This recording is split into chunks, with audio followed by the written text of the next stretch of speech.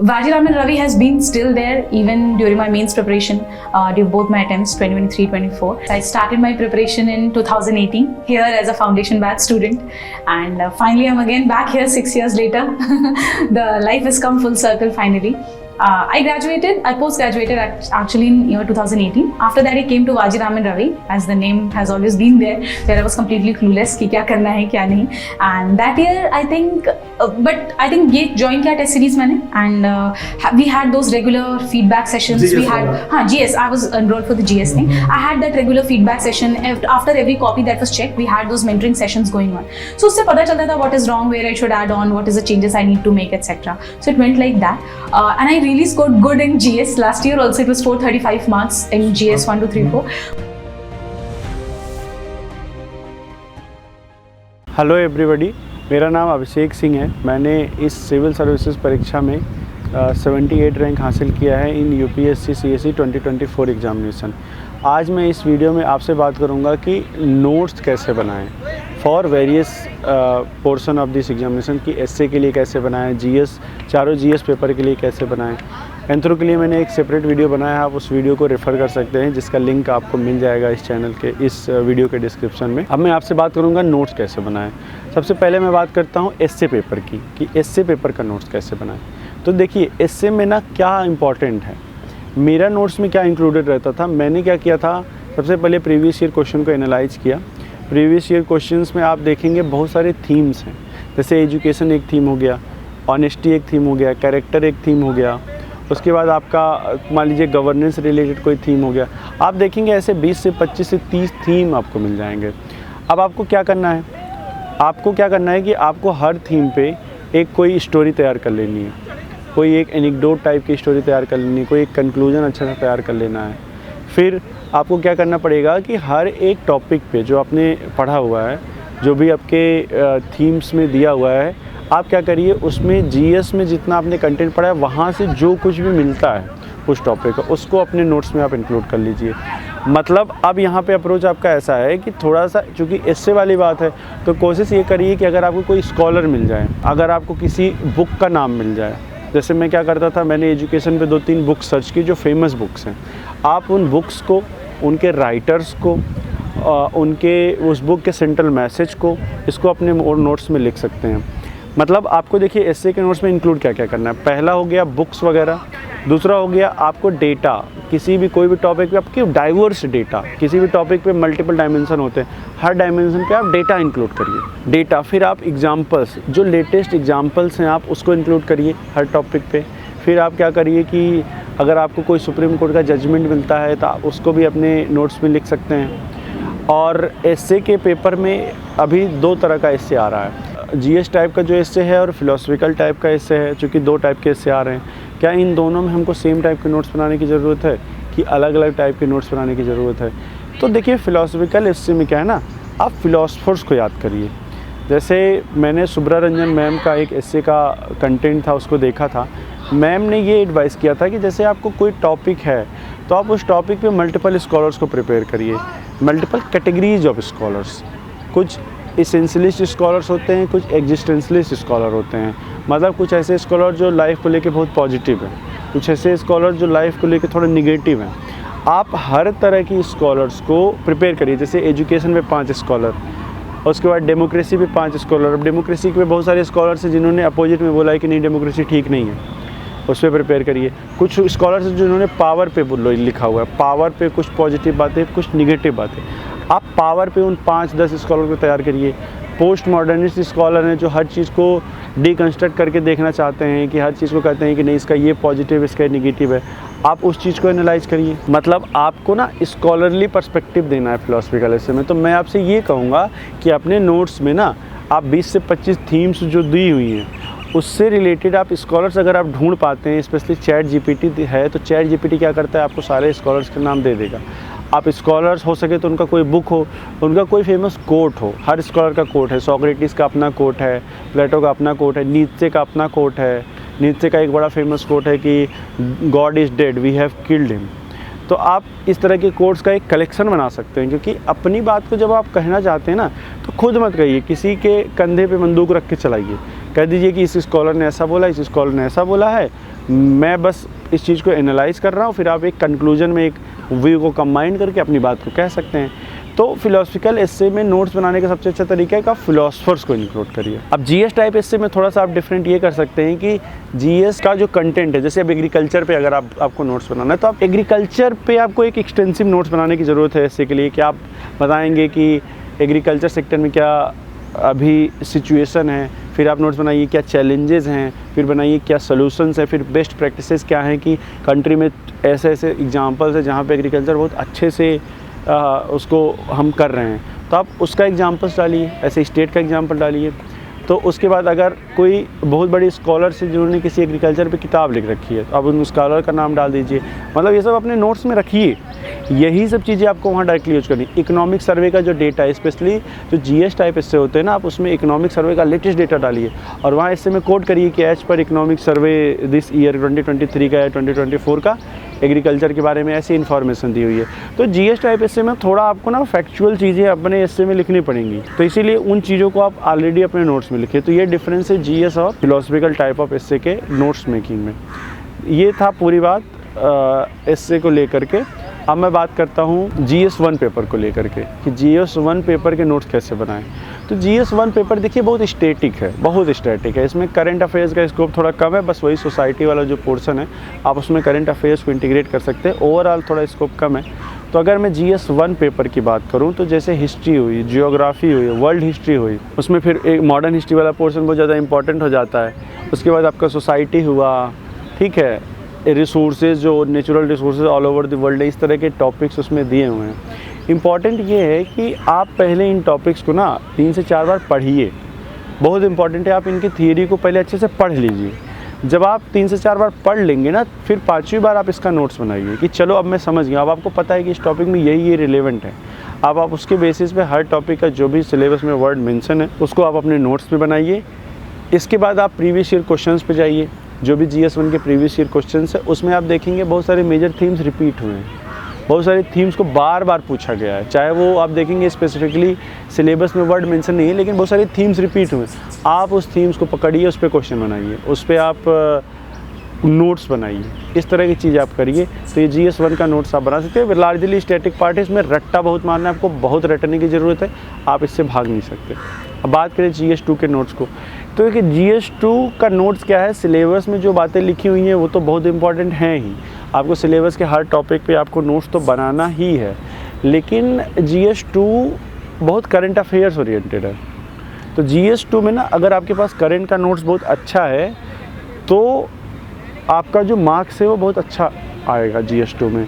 तो इसके लिए ज़रूरी है कि आप करंट अफेयर्स के नोट्स को इसके स्टैटिक नोट्स से इंटीग्रेट करें। करंट अफेयर्स के लिए ऑनलाइन नोट्स बना सकते हैं, फिर उस ऑनलाइन नोट्स को आप अपने जो फाइनल आंसर आप लिखते हैं वहाँ से कंटेंट उठा के इसमें आप इंक्लूड कर सकते हैं। GS2 में कोई भी टॉपिक है आप उठाइए, आप उसको गूगल करिए, मल्टीपल वेबसाइट्स पे आपको उस टॉपिक से रिलेटेड आर्टिकल्स मिल जाएंगे। 3-4 वेबसाइट से आप बेस्ट कंटेंट उठाइए और अपने एक नोट्स में लिख लीजिए।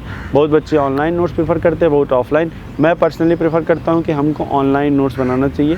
हर चीज़ का ऑनलाइन नोट्स बनाएंगे तो आपके लिए अपडेट करना, आपके लिए उसमें डायग्राम ऐड करना, फिगर ऐड करना, आपको उसको मॉडिफाई करना बहुत ईजी हो जाएगा। तो आप इस तरह से GS2 का नोट्स बना सकते हैं। सिमिलरली कमिंग टू GS3 में भी लिखा गया, बहुत डिटेल में सिलेबस लिखा गया है, लेकिन फिर भी बहुत करंट अफेयर्स ओरिएंटेड है और बहुत डायनेमिक है।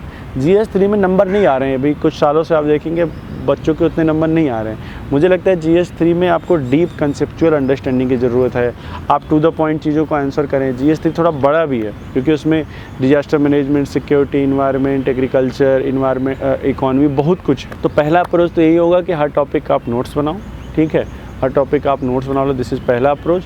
दूसरा अप्रोच, आप जाइए मेंस के पेपर पे, देखिए क्या क्या PYQ के थीम रिपीट हो रहे हैं, आप उस थीम को पकड़िए और हर थीम पे आपको 100, 200, 300 वर्ड का जैसा आपको कंफर्ट लगे आप उसका नोट्स बनाइए, क्योंकि वही थीम फिर आएगा। अब बात करता हूँ GS4 का।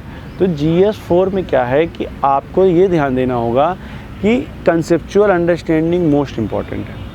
GS4 में जितने भी कीवर्ड्स लिखे हुए हैं, हर कीवर्ड की आपको एक डेफिनीशन की डीप अंडरस्टैंडिंग होनी चाहिए कि इसका मतलब ये है। आप डेफिनीशन गलत नहीं कर सकते, अगर आप गलत डेफिनीशन याद करते हैं तो पूरा का पूरा आंसर आपका गलत हो जाएगा। यही डेफिनेशन आपको ना कि थियरी पोर्शन में बल्कि आपको केस स्टडी वाले पोर्शन में भी यही डेफिनेशन आपको हेल्प करेंगे।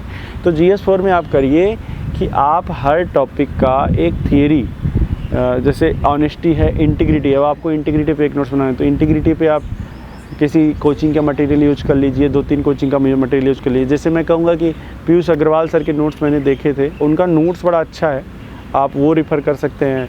प्लस आप गूगल भी कर सकते हैं। आजकल तो हर वेबसाइट ने अपना एक अलग ही पूरा नोट्स बना रखा है। आप इस वर्ड को गूगल करेंगे, इंटीग्रिटी पे आपको डेफिनेशन मिल जाएगा, आपको प्रॉब्लम्स मिल जाएगा, आपको how to balance integrity with personal life इसका एग्जांपल मिल जाएगा, आपको ऐसे बहुत सारे IAS ऑफिसर्स, ऐसे बहुत सारे सिविल सर्वेंट्स का एग्जांपल मिल जाएगा जो बहुत इंटीग्रिटी को अपनी लाइफ में फॉलो किए। आप उस चीज़ को अपने नोट्स में लिख लीजिए।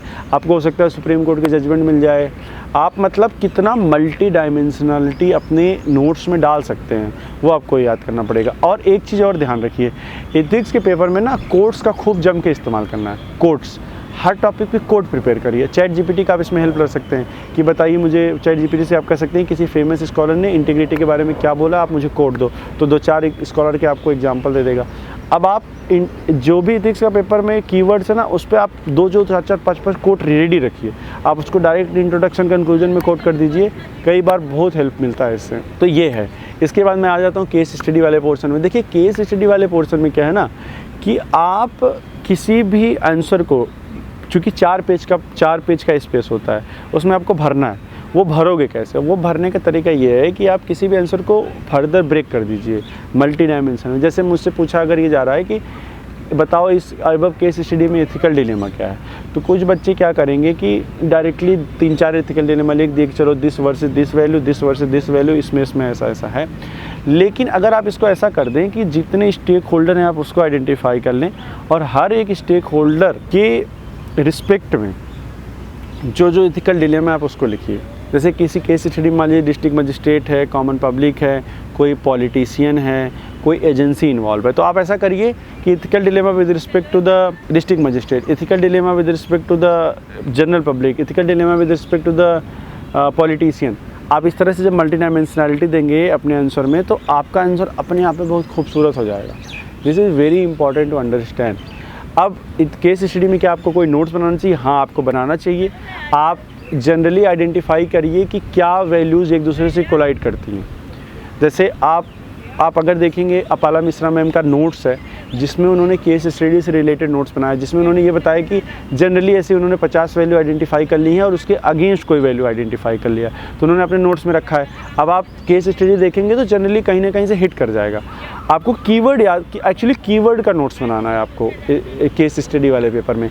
हर टाइप का पॉसिबिलिटी कि पब्लिक लाइफ में क्या एथिकल डिलेमा हो सकता है, पब्लिक लाइफ में क्या, प्राइवेट और पब्लिक लाइफ में अलग अलग क्या एथिकल डिलेमा है, आपको इन सब चीज़ों का नोट्स बनाना है। और आपको वैल्यूज़ का नोट्स बनाना है कि जैसे करप्शन में किस तरह की वैल्यूज़ काम करती हैं, इंटीग्रिटी में किस तरह की वैल्यूज़ काम करती हैं, सिटीजन चार्टर में क्या वैल्यूज़ काम करती हैं, ट्रांसपेरेंसी में क्या वैल्यूज़ काम करती हैं। हर टॉपिक पे जो मेंशन है ना उसमें आप एक ब्रॉड वैल्यू बनाइए। उस वैल्यू का आप डायरेक्टली इस्तेमाल कर सकते हो। कई बार पूछता है कि what are the values involved in the above case study, तो आप फिर से अलग अलग डायमेंशन में ब्रेक करके कि इनके रिस्पेक्ट में ये वैल्यू है, इनके रिस्पेक्ट में ये वैल्यू है, इनके रिस्पेक्ट में ये वैल्यू है, आप कई सारे वैल्यूज़ को दे सकते हैं। फिर आपसे सजेशन पूछता है, जब आपको सजेशन पूछे तो सजेशन भी आप ऐसे मल्टी डायमेंशनल वे में दीजिए कि इस स्टेक होल्डर के लिए ये सजेशन है, इस स्टेक होल्डर के लिए ये सजेशन है, इस स्टेक होल्डर के लिए ये सजेशन है। जब आप ऐसा करेंगे तो आपका जो 4 पेज है वो तो भरेगा ही, आप कभी you will never run out of words और आपका आंसर बहुत अच्छा भी बन जाएगा, एक कॉम्प्रिहेंसिव आंसर बन जाएगा। नोट्स में क्या बनाना है? नोट्स में आप कोशिश करिए कि जैसे गवर्नमेंट का कोई रिपोर्ट है वो याद रखिए। आप जब आंसर लिखिए कि गवर्नमेंट के लिए मैं ये सजेशन देना चाहता हूँ, तो आप रिपोर्ट को कोट कर सकते हैं कि भाई देखो इस तरह की चीज़ें हैं। देखिए कि केस स्टडी में किस तरह की थीम रिपीट हुए हैं। जैसे विमेन का टॉपिक बार बार रिपीट हुआ है, ट्राइबल्स का टॉपिक बार बार रिपीट हुआ है, तो ट्राइबल्स पे कुछ नोट्स बना लीजिए, कुछ कमेटी याद कर लीजिए। वुमेन पे कुछ नोट्स बना लीजिए, कुछ कमेटी याद कर लीजिए। कोई रिपोर्ट इंटरनेशनल है वो याद कर लीजिए। आप इससे इंट्रोडक्शन या कंक्लूजन में लिख सकते हैं। तो इस तरह की चीज़ें आपको इंटेलिजेंटली अपने नोट्स में इंक्लूड करनी है। वुमेन, ट्राइबल, चाइल्ड राइट्स, उसके बाद हंगर, माल न्यूट्रिशन, ये सब अगर रिपीटेड थीम्स आप आइडेंटिफाई कर लेते हो प्रीवियस ईयर क्वेश्चंस के बेसिस पे। करप्शन जैसे एक थीम है, अब करप्शन पे मस्त आप रिपोर्ट, कमेटी, इंट्रोडक्शन कर सब आप पहले से रेडी कर सकते हो। ये सब आप केस स्टडी में यूज कीजिए और आपके नंबर बहुत ज़्यादा आएंगे। तो ये था एथिक्स को लेके कि कैसे नोट्स बनाएं। ओवरऑल आप नोट्स तो बना लेंगे, बहुत इंपॉर्टेंट है आप उन नोट्स को रिवाइज करें। Revision is the most important thing. और ये भी एक डाउट आता है लोगों के बीच में कि क्या हमको प्रीलिम्स और मेंस दोनों के लिए नोट्स बनाने की ज़रूरत है। तो मैं पर्सनली फील करता हूँ कि देखिए, मेंस के लिए नोट्स बनाना बहुत इंपॉर्टेंट है, लेकिन प्रीलिम्स में क्या है, आप हर चीज़ का नोट्स नहीं बना सकते। जैसे अगर आप लक्ष्मीकांत का नोट्स बनाने बैठेंगे तो वो पूरा आप लिख डालेंगे, इतना उसमें इंपॉर्टेंट है, लगभग हर लाइन में तो चीज़ें इंपॉर्टेंट लिखी हुई है, वो मत बनाइए। उसको आप बस 10 बार पढ़िए, आप उसी को अंडरलाइन कर दीजिए, उससे आपका हो जाएगा। लेकिन जैसे कुछ पोर्शन, जैसे मुझे मॉडर्न हिस्ट्री में थोड़ी दिक्कत हो रही है, तो मैं मॉडर्न हिस्ट्री के नोट्स कैसे बनाऊंगा, रिवीजन नोट्स बनाऊंगा, वो भी मुझे मेंस टाइप नहीं, लेकिन मतलब मैं स्पेसिफिकली प्रीलिम्स टाइप की बात करता हूँ कि आप मॉडर्न हिस्ट्री में ना चैप्टर वाइज जाइए, जो डेट्स हैं, जो नए नेम्स हैं, किसी प्लेस का नाम है, या ऐसी चीज़ें जो आप बार बार भूल रहे हैं, कोई बुक्स है, उसका राइटर कौन है, किसी संस्था को किसने फाउंड किया, कब कौन सा इवेंट हुआ, आप इस चीज़ का एक शॉर्ट नोट्स बना सकते हैं। ये आपको काफ़ी हेल्प करेगा। जैसे हिस्ट्री में एंशिएंट का आप अच्छा नोट्स बना सकते हैं चैप्टर वाइज, कि मेजर इवेंट्स क्या हुए हैं, मेजर कौन से उस वक्त कंटेम्प्रोरी टाइम्स में कौन फेमस पर्सनालिटीज़ कौन सी थी, आप उसका नोट्स बना सकते हैं। मतलब ये मैं बस जस्ट एग्जांपल दे रहा हूँ। ऐसे ही जो चीज़ें बहुत ज़्यादा फैक्चुअल है और जिस चीज़ के प्रीलिम्स में आने की संभावना बहुत ज़्यादा है और जिस चीज़ को आप बार बार भूल रहे हैं, उस चीज़ को आप अपने रिवीजन नोट्स में, आप फ्लैश कार्ड बना सकते हैं, आप पतली सी कॉपी बना सकते हैं हर सब्जेक्ट के लिए, आप उसमें इंक्लूड करिए। तो प्रीलिम्स के लिए मैं कहूँगा कि सबका नोट्स बनाने की जरूरत नहीं, लेकिन सिलेक्टिवली नोट्स बनाने की ज़रूरत है। मेंस के लिए आप देखेंगे, मेंस का एक इन जनरल तो आपको नोट्स बनाना ही पड़ेगा, तभी आप उसको रिवाइज करके एग्ज़ाम के पहले आप दे सकते हैं। अब कुछ लोग पूछते हैं करंट अफेयर्स का नोट्स, तो करंट अफेयर्स का नोट्स क्या है कि भाई इस मेंस के लिए आपको इशू बेस्ड नोट्स बनाने हैं और प्रीलिम्स के लिए आपको नोट्स नहीं बनाना है। प्रीलिम्स के लिए आप जो मंथली कंपाइलेशन या जो भी आप फॉलो करते हैं उसी को आप अच्छे से रिवाइज करिए, प्रीलिम्स में वो सफिशिएंट होगा। करंट अफेयर्स के नोट्स के ऊपर मैंने एक अलग से वीडियो बना रखा है डीकेटी के प्लेटफॉर्म पे, जिसका डिस्क्रिप्शन में आपको लिंक मिल जाएगा, आप उसको जाके पूरी तरह से रेफ़र कर लीजिए। तो ये था मेरी overall strategy current notes making को लेके। अगर आप फर्दर मुझसे जुड़ा रहना चाहते हैं और फर्दर जो चीज़ें मैं शेयर करूँगा नोट मेकिंग में उसको जानना चाहते हैं, तो आप मेरे टेलीग्राम लिंक को ज्वाइन करिए, जिसका लिंक आपको इसके डिस्क्रिप्शन में मिल जाएगा। और साथ ही साथ मैं डीकेटी प्लेटफॉर्म का बहुत धन्यवाद करना चाहता हूँ कि जिन्होंने मुझे ये अपॉर्चुनिटी दी कि मैं अपनी बातों को आप तक पहुँचा सकूँ। Thank you so much.